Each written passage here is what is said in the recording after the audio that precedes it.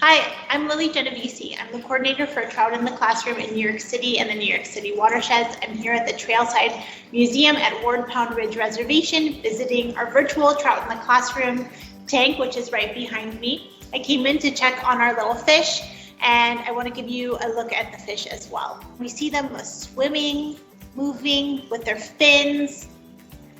We can start to call them fry. So our little fry are doing great. There was no trout mortality this morning. None of the trout had died. They're all doing fine. We've got still a couple of them that have that curved spine. We've also got that two-headed trout that's still in there. See him in the corner. So you can see the trout are visibly bigger. They're starting to swim up, but they're not quite ready to get food yet. We really want to wait a whole week after their entire yolk sac is gone before feeding them. Feeding them too soon and getting food in their immature digestive tract would actually cause a lot of harm to the trout. So we do have to wait a little bit longer before we feed them. I think by Tuesday of next week, we'll be ready to feed these little fish.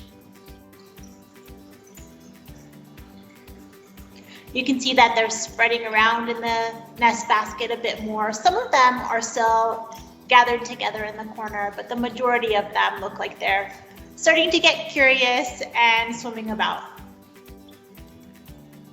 So what I want to talk about today is how our Trout in the Classroom tanks are very similar to streams in the way that we sort of try to replicate a natural stream environment, but in a classroom, or in our case, in the Trailside Museum. So the different components inside the trout tank can be related back to what we see in a natural trout habitat in a cold water stream. So a couple of the things you might notice would be the nest basket, and that's actually supposed to replicate the red inside a stream. So we talked about the red last week. It is a depression in the gravel at the bottom of the stream that the female trout will make and where she'll lay her eggs. It's essentially a nest. It's kind of strange to think of trout or fish making nests, but they do.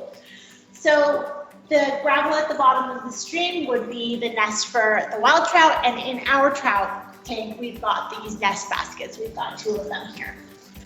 Another thing to notice, another piece of equipment to notice would be the chiller, which you can see the coils here, and the main part of the chiller is right outside of the tank there. This unit helps to keep the water cold. Remember, trout need very cold water. They like their water to be about 50 degrees so that it can hold a lot of dissolved oxygen, because that's what the trout breathe. So our tank is at 49.7 degrees Fahrenheit today, which is a great temperature for the little fish.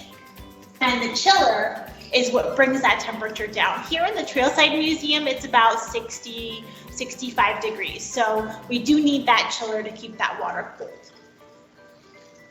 Another piece of equipment you'll notice is the filter. It's actually a backpack filter here.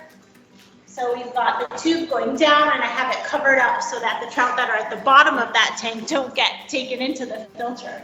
But the filter will bring the water into the unit. It will clean the water as it goes through these different forms of foam and charcoal and other materials that will take out some of the ammonia from the tank or neutralize the ammonia, and it will also help to take some of the solid particles out of the water so that we can take those filters out and rinse them and put them back in, and we'll continue cleaning that water. So you don't want to have a lot of sediment or particles floating around your tank. The particles actually result in the growth of bacteria, sometimes algae on that, and that could be harmful for the fish too in a tank ecosystem like this. Lastly, we've got our air stone here. So even though our water is really, really cold, the trout need the dissolved oxygen, so the air stone will help to add the oxygen to the tank. It also causes some flow in the tank, which we want to have some of the movement of the water, because our chiller is stationary and it's really just chilling at this point in the tank. We want some movement around that chiller so that we can cool down the entire tank and have a nice even temperature in the tank. Thank you for joining me for Trout Tuesday. Hope to see you Thursday. Bye.